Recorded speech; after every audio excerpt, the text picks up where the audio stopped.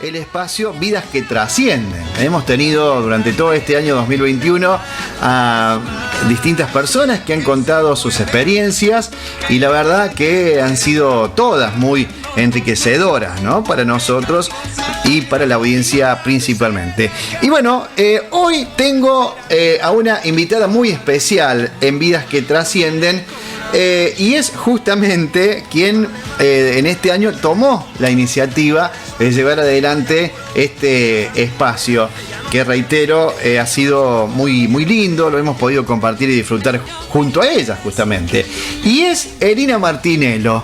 Ella es la invitada de Vidas que Trascienden porque también tiene para contarnos partes bastante fuertes de su vida que vamos a ir desmenuzándolas a partir de este momento. Elina, invitada por mí para Vidas que Trascienden. ¿Cómo estás? ¿Cómo andamos? ¿Qué tal? Muy buenos días. Un gusto saludarte, gracias por venir, porque también hay una historia detrás de tu persona que está bueno que la puedas contar, momentos difíciles, porque en realidad eso ha sucedido con todas las entrevistas, ¿no? Es decir, cada entrevistado o entrevistada ha contado experiencias realmente muy duras. Pero vamos a presentarte en sociedad, porque por ahí, claro, nosotros conocemos a Elina que viene a hacer los micros de cada miércoles o que produce una vez por mes Vidas que Trascienden y poco conocemos de su vida. Bueno, naciste un 9 de julio, sos una persona que tiene la dicha de haber nacido en un día muy especial, como es el 9 de julio. Hace 43 años. 43 años, sí. Bien. Y tiene que ver mucho con mi vida, el Día de la Independencia. ¿Sí? Sí, porque en realidad habla de revolución, de soltar esas cadenas que nos atan y dar un paso hacia la libertad, que es justamente eso lo que refleja el Día de la Independencia. Claro, claro. Y eso un poco pasó en mi vida, dar ese paso hacia dejar esas ataduras, cosas que nos atan y nos dejan avanzar, ir hacia aquello que es desconocido, nuevo, pero que tiene un propósito. Bien. Esposa de Manuel, ¿desde cuánto hace que estás 18 años. 18. Fue en el 2003. Con 2 hijos, Abby de 11 y Elías de 5. Bueno, esposa de Manuel Corrado, el profe de la escuela técnica. ¿Sí? Bueno, como para que te vayan ubicando un poco más, conociendo tus vínculos más fuertes, ¿no? Los más cercanos. Elina Valeria Martinello Palacios. Sí. Sos pariente de los Palacios de Laguna Larga. Sí, de todos. De todos los la mayoría, hay algunos que por ahí son más lejanos, pero sí. ¿Y tu papá de dónde? Mi papá era de Oncativo y bueno, la mayor parte de su vida la pasó en Manfredi. Nosotros, yo nací acá en Laguna, pero la mayor parte de mi infancia viví en el campo en Manfredi. Ajá. O sea que tenés un afecto muy fuerte por la hermana localidad de Manfredi. Sí. Bien. Una apasionada de la escritura y del canto. Sí. Bueno, a ver. Desde niña. ¿Cómo nace todo eso? Sí, me encantaba. De hecho, mi mamá se acuerda, y tengo algunas imágenes, de ir a las máquinas en el campo, esas máquinas sembradoras que tenían los tachos, y agarrar con palitos, con ramas y hacer sonidos de batería, según yo, según recuerdo, según a mi parecer, pero bueno, esa es mi primer contacto con la música, con lo que podía tratar de sacar desde adentro hacia afuera, y allí inventaba canciones. Por ahí les ponía un poquito de sonido y eso me quedó, y después en la adolescencia escribía varias poesías que las traía a la radio. En su momento, cuando era jovencita, para Navidad, bueno, para el Día del Padre, para el Día de la Madre. Y bueno, desde allí se fue formando en mí, a veces escribir guiones para obras de teatro, hacer obras de mimo, me encantan hacer obras de mimo y obras de títeres. Ahora ya he dejado un poco ese tema. Uno ya pasan los años, son etapas de la vida. Son etapas que uno va cumpliendo. Exacto, son etapas de la vida en donde uno los va dejando, pero en su momento me encantaba, y de hecho cuando Abigail era chiquita, que iba a la guardia, hice una obrita de títeres, también en el colegio también. Y bueno, las escribía iba haciendo el guión. Claro. Y bueno, también hice de payaso. Ah, también. Sí. Ajá. Ya no, por más que sea, no entro más en el disfraz de payaso, no hay forma. No hay, ni a gancho. Pero Claro. bueno, es lo que hice en su Claro. momento. Y bueno, y daba buen resultado. Pero digo, te gustó desde niña lo Sí, artístico, definitivamente. lo artístico. ¿No? Sí. Recién hablabas del secundario, de cómo ha repercutido de alguna forma esto que hablábamos, ¿no? De tu pasión por el canto y por la poesía. Estudiaste en el secundario José María Paz, en nuestro Sí. secundario. Sí. Y egresé hace 25 años.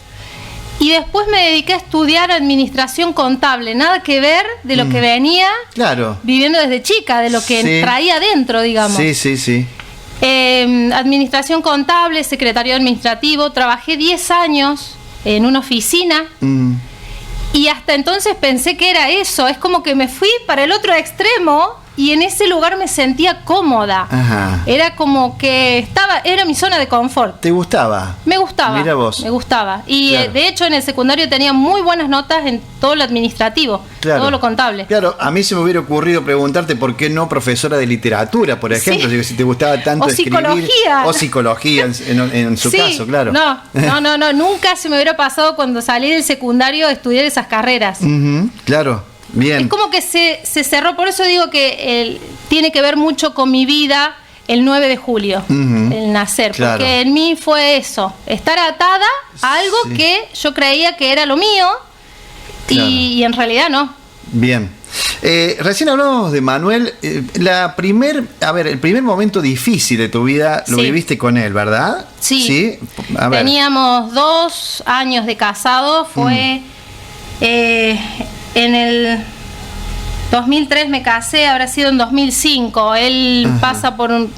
termina la carrera, en todo ese tiempo no decidíamos tener nuestra hija porque, bueno, estaba terminando su carrera de ingeniería. Mm, Y 2 años más o menos de casado, en el 2005, pasó que se le empieza a hinchar el brazo, se empieza a tomar un color morado. sí. Va al médico y urgente a Córdoba, internado 5 días en terapia intensiva con un trombo, con un coágulo flotante. Mm, Importante era en ese momento porque 2 años de casado es como que todo nuevo, todo está bien, Sí, todo claro. es color de rosa, Ujú. vive uno la luna de miel todavía y de Claro. pronto estar internado y no saber qué pronóstico Claro. podía deparar, qué informe podía venir. Y bueno, fue duro y fue todo después, bueno, gracias a Dios salió bien esos 5 días, ese coágulo se fue disolviendo y ya no había riesgos, entonces fue otros días a sala común y le dieron el alta, pero fue todo un año de estudios, Claro. de nuevos análisis, nuevos estudios que por ahí iban saliendo, porque la ciencia va avanzando y van saliendo nuevos estudios y lo iban investigando un poco conejito de India, porque era Sí. un caso Bastante particular. bastante particular porque, bueno, 25 años no es normal que Claro. suceda esto. Sí. Entonces, sí. bueno, eso trajo toda una especie de un año estar abocado y enfocado a la salud de Manuel. Ujú. Y bueno, luego pasa el tema de mi papá. De tu papá. Claro, eso iba a preguntarte. Casi Sí. inmediatamente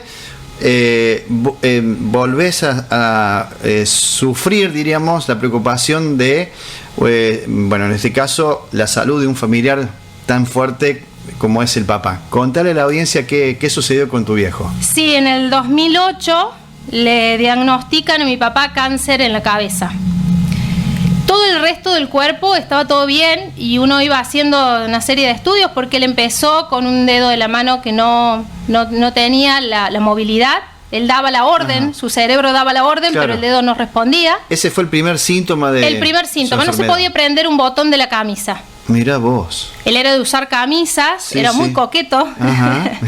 y era de usar camisas y no podía prenderse el botón de la camisa, pensó que era reuma, artrosis por la edad. Claro. Él tenía 80 años. Bueno, era un poco mi papá y mi abuelo, porque me tuvo a los 50 de grande, años. claro. Soy única hija. Sí. Entonces era un poco como la crianza de personas grandes en el campo, en donde me tocó estar en el campo y sacar yuyos con la azada, juntar maíz cuando se caía de las máquinas, aunque sea pequeña lo hacía, era el trabajo. Y uno acostumbraba a estar detrás de mi papá, entonces la unión, al ser única hija, al tener esa instrucción de padres grandes, pero a la vez el mimo de abuelo.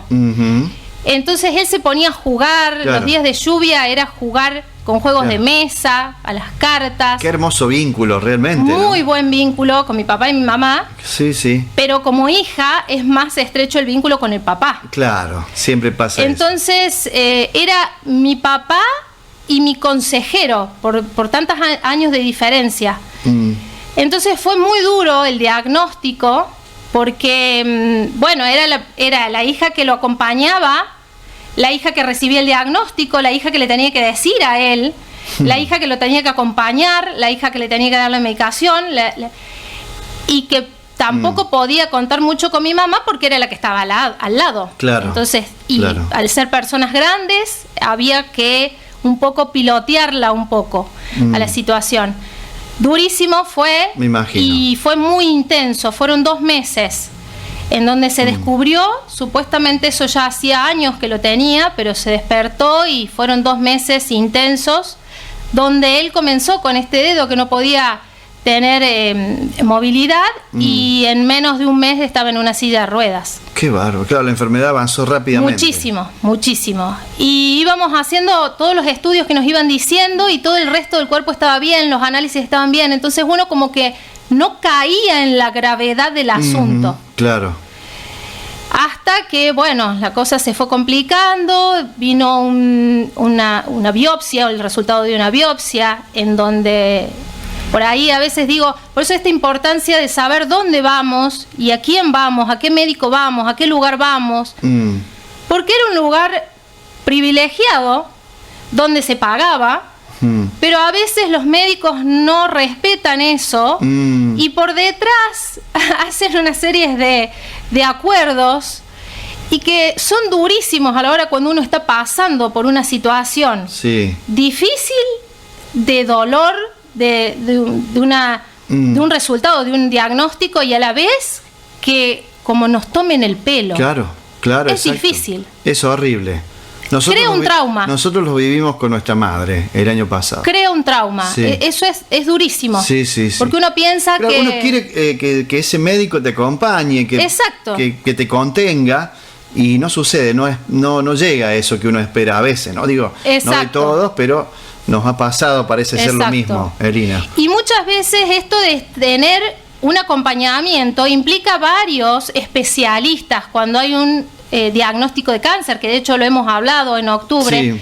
Necesitamos todo un equipo trabajando, y en el caso de mi papá no fue así. Íbamos de uno a otro, y como que no había conexión, no había ligadura, y por ahí terminábamos como teléfono descompuesto, más toda la situación que se agravaba día a día. Claro. Y fue durísimo. Pasé por el enojo, por el llanto, por la frustración, porque me quedaron muchas cosas por hacer.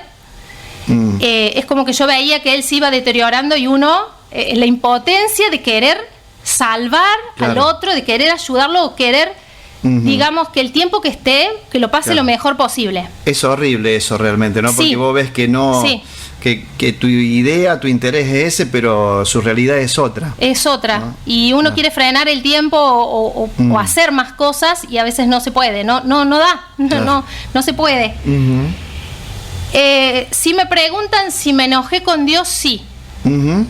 Sí me enojé con Dios. En algún momento todos digo que los que vivimos por allí, alguna situación así, termina como reprochándole, no sé si enojándose o reprochándole por qué, pero en el caso tuyo sí me enojé. Hubo enojo. Creo que es parte del proceso de duelo. Hay a veces tiempo antes o tiempo después, pero aparece el enojo, y de alguna manera buscamos un culpable, porque hay que encontrarle un culpable. Entonces de alguna manera me enojé, pero no me enojé con la forma de irreverencia, sabiendo que Dios es soberano y Él decide, y que nunca decide para nuestro mal, pero me enojé como mis hijos se enojan cuando tomo una determinación que no les gusta. Así. Claro. Me enojé diciendo, no estoy de acuerdo con esto. Me parece que te equivocaste. Sí. Así. Claro. Y por ahí me callaba y no decía nada en mis diálogos con Dios, porque sabía que Él tiene la última respuesta y que Él nos determina un día en que nacemos y un día en que morimos. Claro. Pero estaba como no satisfecha con esa respuesta, porque sabía que los milagros existen. Vos lo esperabas. Y yo esperaba ese milagro, yo esperaba. Sí. Y bueno, no se dio. Pero en realidad el milagro se dio porque Él está bien. Visto ahora con el tiempo, ya 13 años, ya que no está, en realidad fue lo mejor. Claro, porque descansa en paz. Exacto. Termina la vida de tu papá y arranca una situación otra vez compleja, otra vez de salud, pero en este caso con tu mamá.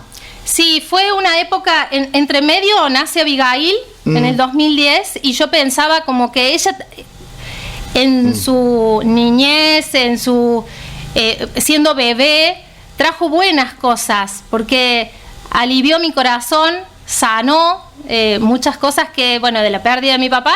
Llegó ella con toda la alegría y la chispa que tiene Abigail y toda la sensibilidad que tiene, todo el amor que tiene para dar. Y pensando que ya se había terminado todo esto, surge en el 2013 un diagnóstico de mi mamá, haciéndose los controles, los chequeos normales de todos los años. Surge un carcinoma ductal in situ, que es un cáncer encapsulado. Había que cortar una porción de la mama y ya sabíamos que era, porque se había hecho una biopsia, ya sabíamos que era cáncer. Le dio en el ganglio centinela, le dio negativo, o sea que no estaba ramificado. Pero en mí era cáncer sinónimo de muerte. Claro, porque ya lo venías arrastrando de tu papá. Sí, y intensamente porque soy única hija, entonces otra vez lo mismo, otra vez llevar, en este caso mi mamá, a rayos, porque si bien había dado un diagnóstico bueno, porque sacaban la porción y se terminaba el problema, había que hacer rayos a modo de prevención. Por las dudas que hubiera alguna célula que saltara. Entonces, yo me acuerdo de haber firmado con mi papá cada día la planilla de los rayos y ahora me tocaba nuevamente. Con tu mamá. Entonces eso por ahí hacía que se removieran muchas imágenes. Cuando uno va y acompaña, no solamente acompaña al ser querido, sino que ve a otros en esa situación. Y eso trauma mucho y quedan imágenes muy guardadas. Recuerdo niños con la cabecita allí con un gorrito, las caritas, y bueno, y se suman todo eso a todo el acompañamiento que uno va haciendo en ese momento. Después nace Elías en el 2015 y tengo un postoperatorio bastante dificultoso. Él nace el 28 de diciembre, entre medio de las fiestas. Y me estaba quedando con poquito líquido. Tengo ese problema que como que se consume el líquido. No tengo pérdida de líquido, pero se va consumiendo. Entonces era controles continuamente. Yo no estaba bien porque, bueno, no había líquido. Elías estaba sumamente apretado.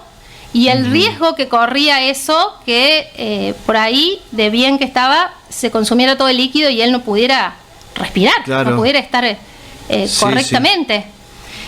Entonces cada día por medio me hacían ecografías, se determinó hacer la cesárea, el 28 nace, pero yo me empiezo a complicar con una serie de circunstancias que pasaron y termino de alta el 31. Yo ya había sido sacada la canalización, sacado el suero, ya estaba bien y de pronto me tuvieron que canalizar de nuevo. Y en mí ahí empezó un proceso de depresión sin darme cuenta, porque sin darme cuenta empecé a sentirme mal porque salí de que me dieron el alta realmente con una panza como si todavía no hubiera tenido el bebé. Mira vos. Las piernas totalmente hinchadas. Y dicen que hay un proceso, ¿no? En las mujeres que luego que dan a luz se genera este proceso de depresión que no... Sí, que le decían depresión posparto. Exactamente. Pero en el caso tuyo, ¿era eso más, me más imagino, todo el cúmulo lo que que venías acumulando? Exacto, claro. exacto. Es como que eso fue la gota que rebalsó el vaso, en donde yo tenía la autoestima por el piso y bueno, toda la situación donde uno se ve mal, donde uno no puede hacer cosas, donde estaba limitada, claro, con un bebé chiquitito que necesitaba de mí. Y bueno, toda esa situación fue generando este primer paso hacia este camino de depresión. Y bueno, después en el 2017 aparecen unas microcalcificaciones en mi mamá, otra vez otro diagnóstico, en donde ella, al haber pasado por cáncer, los controles se hicieron más minuciosos. Claro, claro. Y bueno, y detectan unas microcalcificaciones sospechosas. Mi mamá, en una charla con el médico, en una consulta, deciden hacer una mastectomía. Eso a mí me movilizó un poco porque pensaba en mi mamá, en cómo se vería frente al espejo, claro, en la situación emocional que vivía en ese momento. Te pusiste muy en la piel de ella. Sí, como sí, suele totalmente sucedernos cuando tenemos a un sí, papá o una mamá enferma, nos ponemos sí, en esa piel, ¿no? En cómo reaccionaría. Bueno, a vos te pasó eso, sí, pensando en cómo se vería ella frente al espejo. Y también por el hecho de ser mujer. Claro. Porque uno, como lo ha vivido tan cerca, piensa, me puede pasar a mí. Entonces, ver cómo podía hacer para ayudarla en ese momento. Primero era la cirugía, el estar con ella, el acompañarla, el ver el resultado. Gracias a Dios dio negativo, o sea, eran unas microcalcificaciones sospechosas, pero no había malignidad. Claro. Así que no necesitaba rayos ni ningún tratamiento, solamente seguir con prevención, claro, por boca, unas pastillas, claro, que toma, anastrozol, sí, sí, para modo de prevención. Igual una guerrera tu vieja. Sí, sí, se bancó. Me imagino. Varias. Me imagino. Y bueno, eso fue generando en mí el interés por vincularme con personas que habían pasado por lo mismo, claro, porque ya había pasado el diagnóstico, ya había estado que estaba bien, sí, pero sí, ahora cómo hacemos con el resto, claro, de esta situación que quedó. Y ahí se despierta estos que hasta el día de hoy te acompañan, sí, ¿no? El deseo de sumarte, de trabajar con fundaciones, de conocer gente nueva, fundamentalmente que esté vinculada al cáncer. Sí. Y comenzaste a movilizarte de una manera muy especial, digo, contactándote con gente que sí, hoy sé que es muy importante en tu vida. Sí, sí, amistades que siguen y que de alguna manera fueron marcando o dándome ideas o pantallazos. Cuando Eli del Rey presentó su libro allí en Campana, me fui.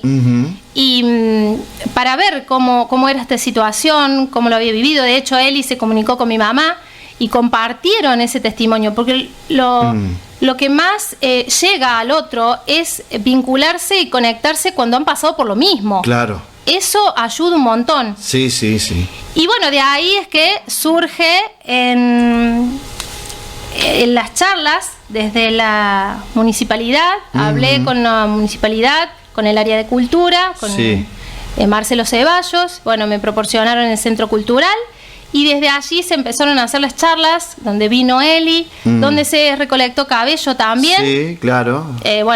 Noelia Bañi, que estuvo desde el primer momento juntando cabello, y también te convoqué a vos, sí, para la conducción, sí, para de ahí fue el primer contacto que hemos tenido juntos, sí, ¿no? ¿Año 2017? 2018 la primera charla. 2018 la primera charla. Sí, sí, sí. Y bueno, y desde allí que quedamos en contacto, y fue la segunda charla en el 2019 con Angie Albizu desde Guatemala, que ya tiene familiares en Córdoba, y bueno, y venía justo para esa época y se hizo la charla. Pero un poco esa inquietud de prueba-error, de viendo cómo resultaba. El siguiente año, bueno, el año pasado fue pandemia, y como que de nuevo, el área de cultura, hablé con Ignacio Boneto, me proporcionaron el Zoom, sí, desde la municipalidad, y pude organizar 4 charlas. Agendar todo el calendario de octubre con 4 claro, charlas, sí, donde había testimonios y charlas con médicos. Este año bueno, uno va viendo la respuesta de la gente, porque la idea es esa, sumar y que esto sea cada vez más grande, que la gente llegue a informarse, que esté preparada para a veces para ese momento, ¿qué hago? Bueno, de alguna manera que sientan esa compañía, ese apoyo y que sepan a dónde dirigirse. Y bueno, este año lo hicimos desde la radio, que tuvo muchísima repercusión. Y bueno, entremos en contacto con la Fundación Corazón de Mujer, con la Asociación de Trenzar Lazos, donde va allí el cabello. Es sumamente importante y hemos recibido muy buena respuesta de la gente, donde se suman todos los años a donar y también vemos esa respuesta de aquel que recibe la peluca. Claro. Que es una alegría inmensa, que se sienten mejor frente al espejo y que reanudan fuerzas en esos momentos tan duros y difíciles. Sin duda. En el medio también de esto que decís desde 2018, que empezaste organizando charlas en el Centro Cultural, después por supuesto tuviste una fuerte injerencia dentro de la radio que abrió las puertas, porque también particularmente viví, yo lo sabés, también viví lo mismo con mi madre cuando tenía 50 años con el cáncer de mama, después llegarían otros cánceres, pero bueno, lo sentí como propio también a lo que viniste a proponer. Digo, en el medio de todo eso te capacitaste, estudiaste. Contarle a la audiencia puntualmente qué es lo que te movilizó también para, bueno, en este caso, sumar conocimientos para volcarlos a esto que tanto te apasiona. Sí, en el 2019, bueno, surge el Microluz que Eleva. Y surge desde la relación, que no tengo una religión, sino una relación con Dios. Y en eso de vivir pensando, porque de joven es como que uno cree en Dios, adora a Dios, tiene fe en Dios, pero lo empecé a vivir como papá, esa relación, esa intimidad como papá. Y en esa relación vino a mi corazón esa idea de hacer Microluz que Eleva, que tampoco tenía muy definido el nombre, pero que después fue como el pintor que tira la pintura en el lienzo y después le va dando forma. Claro. Y en eso me daba cuenta que me faltaban herramientas. Entonces allí fui digo, necesito capacitarme. Claro. Plena pandemia, clases virtuales, me recibí de coach ontológico, especialista en PNL, y hice una capacitación en oratoria. Todo el año pasado, cuando mis hijos también tenían clases virtuales, cuando la mamá era un poco maestra. O sea que fue de gran esfuerzo haber podido concretar ese anhelo, ¿no? También de capacitarte. Y se notó en los micros. Uno cuando vuelve para atrás se renotó. Se renotó el cambio. Y me enriquecí yo principalmente, porque eso me ayudó a mí a transmitir mejor y a entender mejor cosas que me pasan, reacciones que tengo, de alguna manera a canalizar ciertas situaciones, ciertos conflictos que pasan en nuestra vida y de alguna manera gestionar esto de las emociones. También ahí surge la frase, el pensamiento que eleva, la pregunta que lleva a la audiencia a identificarse con eso que está escuchando. Claro, exacto. Y bueno, lo de Vidas que Trascienden surgió este año, cuando también me di cuenta de querer llegar a más personas y en esto de empatizar, que llegamos cuando hemos vivido lo mismo. Y me he dado cuenta que por ahí no podía llegar a ciertas personas, entonces dije, hay que buscar nuevos testimonios, nuevas vidas. Y bueno, pasamos por historias de abandono, de necesidad, de lucha, diagnósticos también, pérdidas, milagros, accidentes, adicciones, resiliencia, abuso, violencia, llegando a diferentes edades y lugares. ¿Todo eso hicimos? Todo eso. ¡Qué bárbaro! Qué bueno que lo hayas podido sintetizar. Porque la verdad que uno, bueno, en la vorágine de las entrevistas, todos esos temas hemos abordado. Todos esos temas hemos abordado este año. En Vidas que Trascienden. Increíble, realmente. Y eso es llegar a diferentes lugares, a diferentes hogares, a diferentes vidas, y que por ahí a veces pueden llegar a tener contacto por Facebook, por mail. Por ahí escuchan el nombre de la persona y se quieren conectar porque han pasado por lo mismo. Claro. Entonces uno no sabe también el alcance que puede tener esto y la magnitud y el acompañamiento. Fundamentalmente. Bueno, Arina, la verdad que ha sido un gusto muy grande conocer un poco tu vida, tus miedos, tus experiencias, esto que decías y que yo comparto plenamente, el dolor, ¿no? El proceso de depresión que en nuestra vida siempre en algún momento quizás aparezca, bueno, en otros a lo mejor no, pero ¿cómo lo pudiste superar? Estuvo muy bueno que pudieras contarnos también un poco lo que hay detrás de Lina Martinello, que viene todos los miércoles a contarnos cuestiones tan lindas, reflexionando y fundamentalmente produciendo Vidas que Trascienden. Yo he estado muy contento de tu presencia, siempre te lo he dicho, y muy feliz del aporte que le has hecho a la radio durante este año, y bueno, seguramente renovaremos este vínculo que tenemos, que hemos logrado desde hace tantos años. Vamos a retomar el año que viene seguramente con todo esto.